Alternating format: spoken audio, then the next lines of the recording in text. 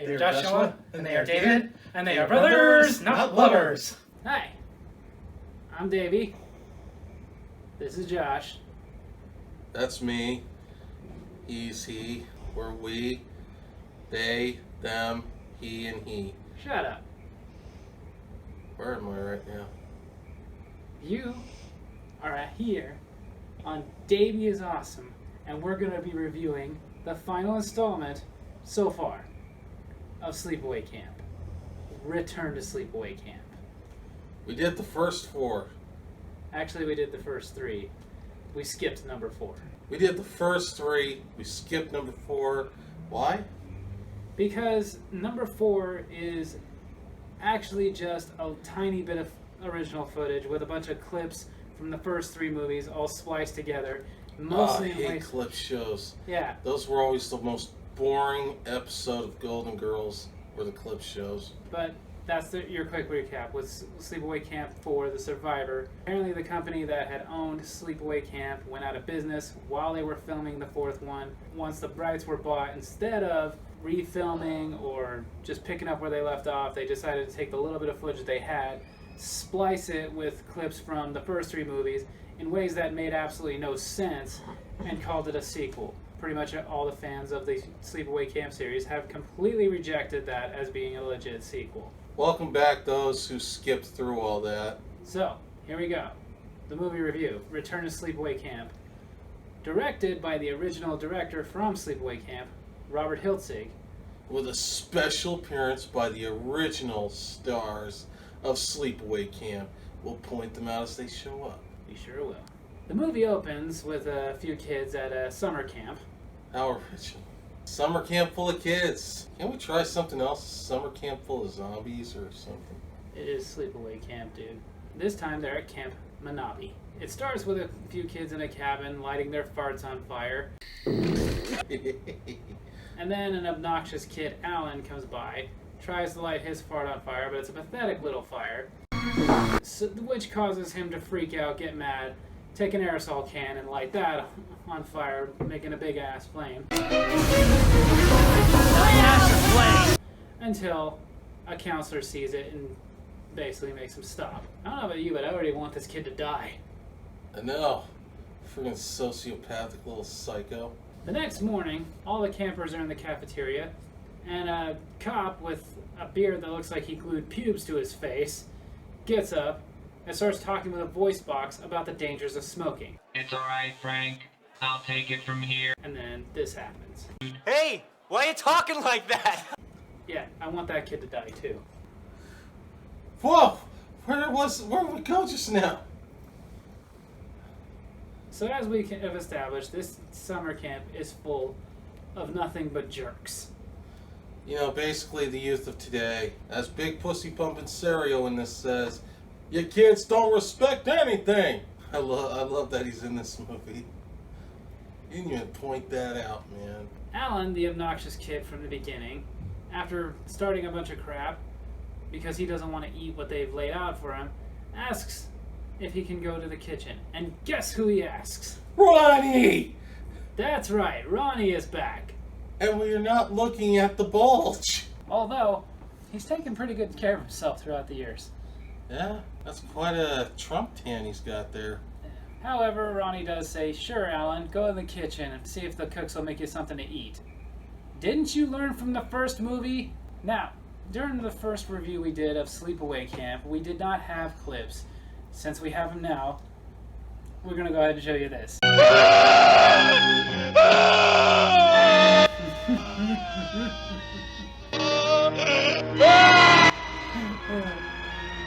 it's great watching the pedophile boil to death. Next, we see Isaac Hayes playing the chef. That's a stretch. Whitewashing Hollywood is real. It's like Viola Davis. She only plays nurses. There's really not much to say about Isaac Hayes playing the chef, though. Like, he comes up, we see he's the chef. Hello, children. Later, he goes and tells the camp owner that there's a rat problem, and then we never see him again.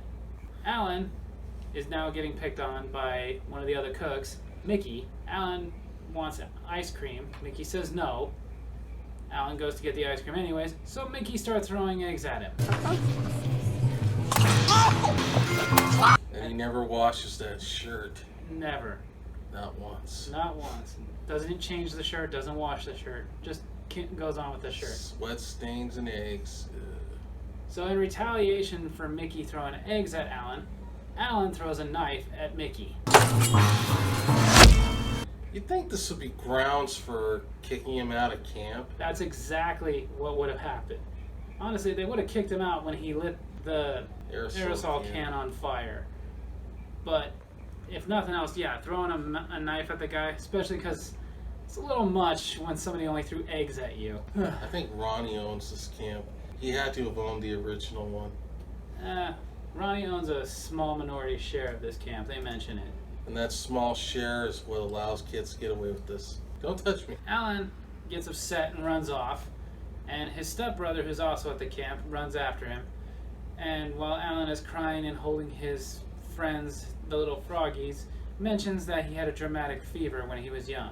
His stepbrother tells him, you gotta stop using that as an excuse. Alan says, there's always gonna be side effects. And I guess this is the part of the movie where they were trying to establish that we should feel bad for Alan. Caligula had a fever. Look how well that turned out. Right, and I didn't feel bad for him either. Sorry, I can't feel bad for Alan, which is what they do in this movie. They try to establish him being the one picked on a lot and everything, but the problem is he's being picked on because he's a jerk. He's an instigator. He does it all the time. Right, he's basically like a kid who picks on little kids, and then when the bigger kids come in and pick on him for picking on the little kids, suddenly he's the victim. Sounds familiar? Just then, we go back to Mickey. He's pulling fries out of a fryer, and one doesn't make it out, and he stares at it longingly. Oh, poor Fry. It's okay, though. They get reunited. While he's staring at it, somebody comes up from behind him dressed in all black, lifts him up by his legs, holds him over the fryer, and dunks his face into the fryer! That kids. That's why you don't bob for French fries. Hey! So Alan keeps getting picked on, kids giving him purple nurples, calling him names, telling him he stinks. To be fair though, he looks like he hasn't changed that shirt for, well, ever. They even trick him into smoking a joint that's not filled with pot, but manure. A poop joint. Cow poop. Later, the two kids that got him to smoke the poop joint, Stan and Weed, yes, one of the characters' names is Weed. The other guy's name is even goofier. Stan. They're hanging out, stoned, and Stan leaves Weed all by himself. While Weed is by himself, Never leave weed alone, dude. the killer in black comes, ties him up, puts a sticker over his face that says drugs are for dummies, covers him in gasoline, at one point putting the tube in his mouth so much that he's spitting gasoline all over himself. Then cuts a small hole in the tape, puts the joint in, lights it, and it lights him on fire and it explodes. Which is a message, kids. Pot can kill you. Provided you're covered in gasoline and tied up. Okay, more than likely it's just gonna make you lazy and stupid. Lazier and dumber than you already are. You know what made me laugh was when they were zipping up dead weed. I didn't know who his friend was screaming for. The bag of weed he lost or his friend Weed. Considering he screamed it like this. Probably both. Weed. So the next day, Alan is again being obnoxious and mean to everybody. You don't say. I know. And throughout the movie, he keeps saying this. Your ass stinks! Really, Alan? Their butts stink? Do they smell anything like your shirt? They weren't made to smell like peaches and cream. Right? Like, what kind of an insult is that? Telling somebody their butt stinks. Yeah, that's my butt. You know what comes out of my butt? Later, the kids all convince Alan to join them for a paintball game, which was really just a trick so that every one of them playing paintball could surround Alan and pelt him with paintballs. That hurt. Don't worry, kids. That shirt can't get any dirtier than it already is. So next we see this Marx Brothers looking cop going to see Ricky. Ricky! From the very first movie. And he's still the same height. Pretty much, yeah. The cop's questioning him because of the craziness going on at Camp Manabi. And Ricky says, I don't know why you're questioning me. My cousin Angela is locked up. She's been locked up this whole time. I go and see her every few weeks.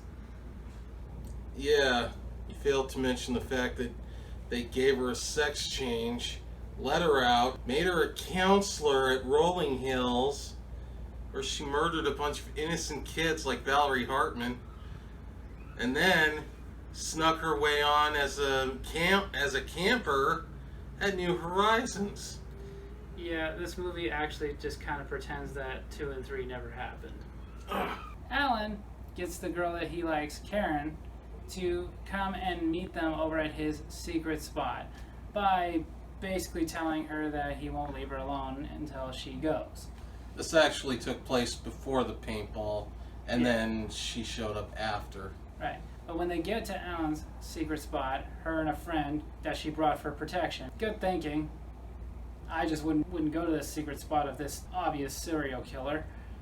But they start seeing skinned frogs. It seems kind of lonely. Alan's toads were skinned. And we find out that Mike, his stepbrother, did it.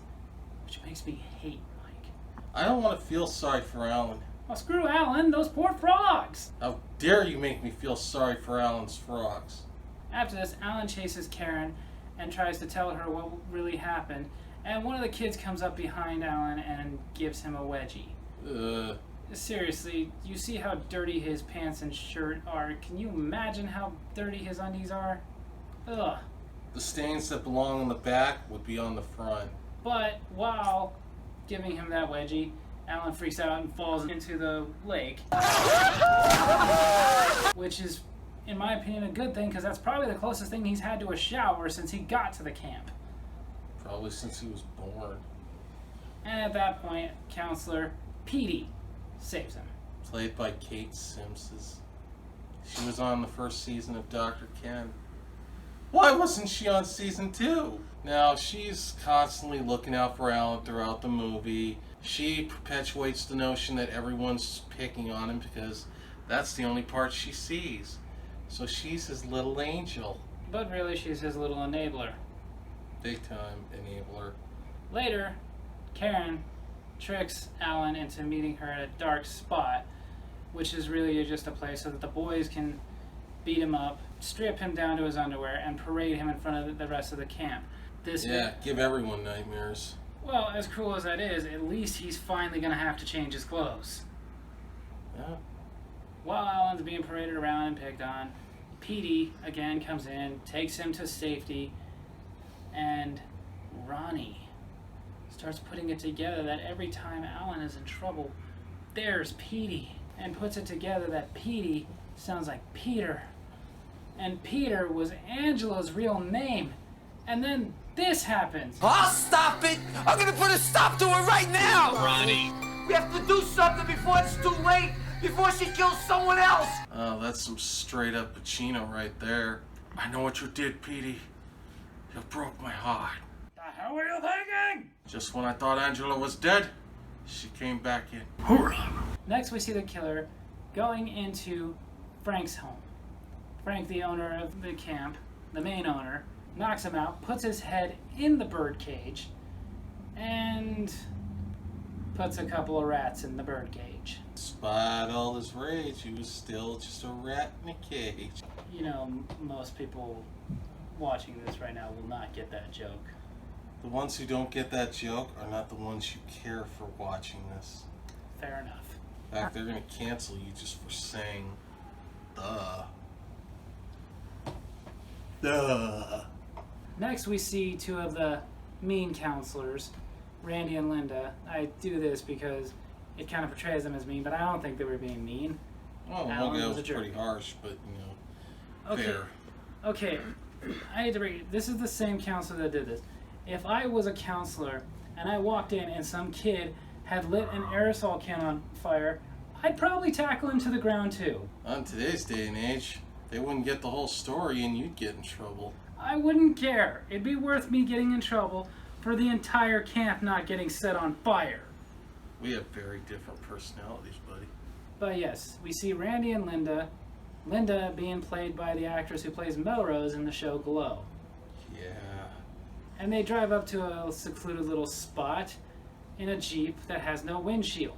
At some point, Linda goes back to the Jeep to get some things, and Randy starts getting tied to a tree. And at first, he thinks it's Linda. It's not Randy. It's not. At some point, a little wire comes down in the shape of a noose. Well, what do we have here? And the wire gets wrapped around his... Captain Winky! That's some precision, though. Randy puts it together that this must be Alan, and he starts apologizing to Alan, begging Alan, don't do this, stop, Alan. Yeah, Alan, stop. Was it Alan? You'll never know. Eh. Till we get to the end of the movie, then we'll know. Now, this wire that was wrapped around his... Captain Winky! is also tied to the Jeep, although neither Randy or Linda know this. Linda starts freaking out and trying to drive off. A very long string attached to that Jeep. And of course, at this point, Randy notices that that string is there. And he starts freaking out because Linda's driving off. But luckily, Linda gets stuck in a pothole. And she can't get out. And she keeps trying to get out. But not getting out. And she tries to get out, but she's not getting out. Finally, it looks like she's not going to get out of the pothole. And Randy breathes a sigh of relief. It's all the fake outs in this. It's not Glow. Yeah. Then she gets out of the pothole and takes off with Randy's... Winky.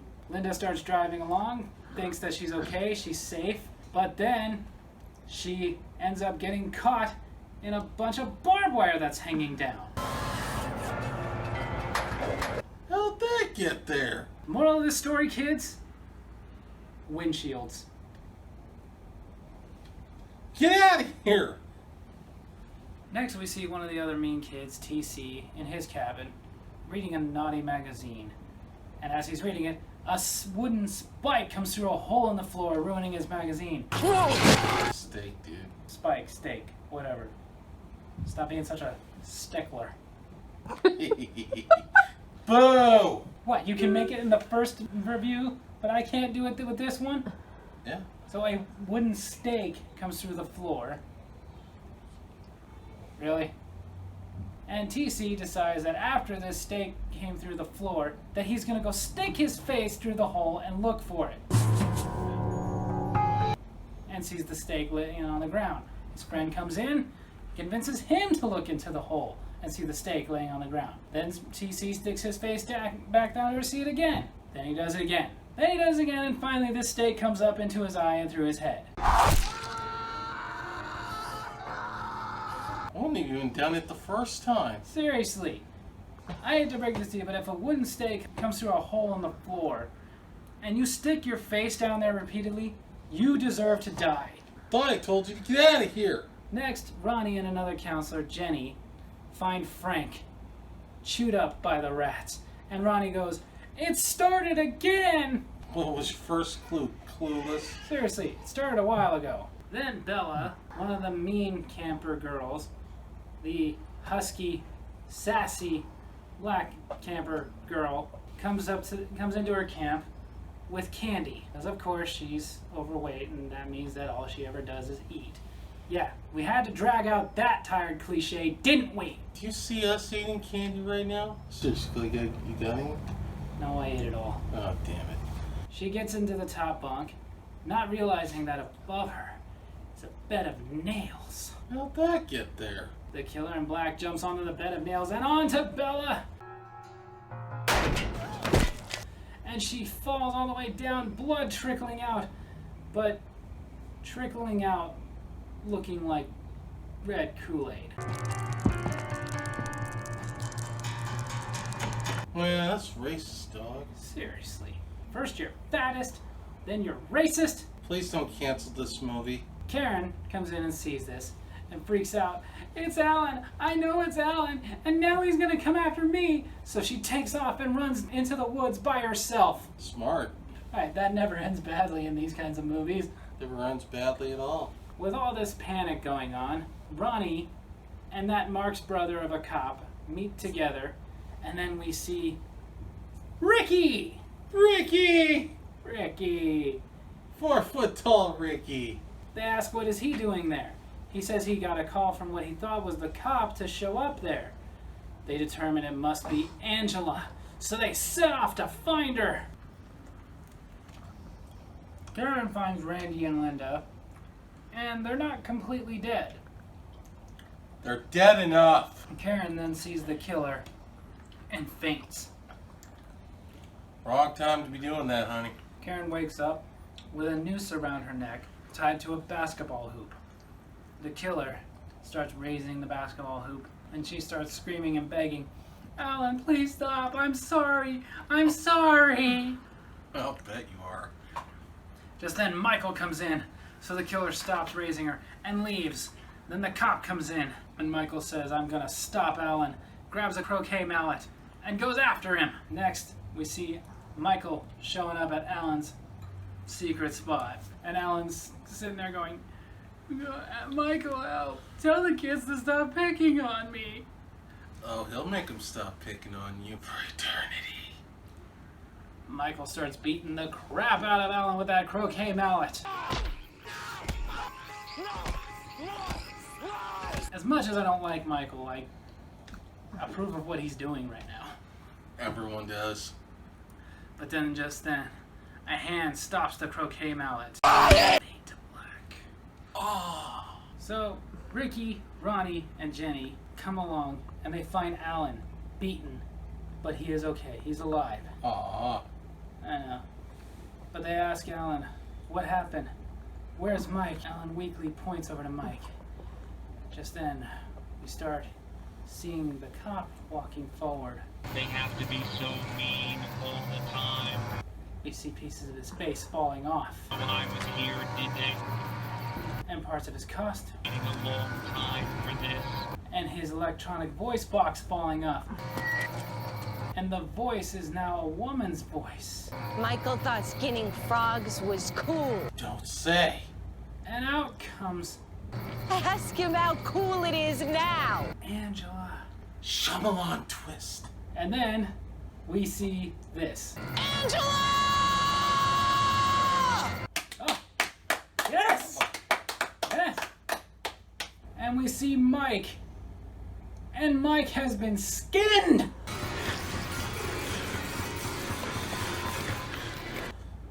Yeah. You kind of deserve this for the frogs, dude.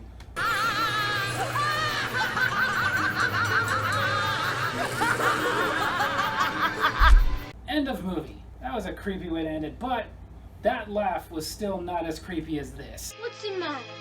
You afraid? Huh? Ugh. So there you have it. It was a twist ending, but honestly shouldn't have been. I mean, I'll admit I was surprised. I didn't see it coming, but watching it back, I was like, I really should have seen this coming. It wasn't a good costume. We knew Felissa Rose was in the movie, and yet it still surprised me. Hey man, it surprised a lot of people. Hell, it surprised me too. Man, you are one pathetic loser. No offense. Oh, no taking. So there you have it. That's the end of our review for Return to Sleepaway Camp.